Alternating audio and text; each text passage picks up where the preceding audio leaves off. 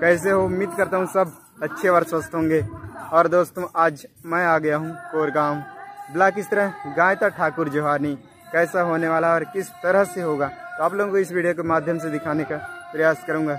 आज का ये ब्लॉग यहीं से कंटिन्यू करते हैं। और गाइस हम लोग सीधा पहुँच चुके हैं कोरगांव ब्लॉक। इस तरह गायता ठाकुर जोहानी और जितने भी सगाजन आते हैं उन लोगों को चावल टीका लगाकर स्वागत किया जाता है। और देख सकते हो सामने से सगाजन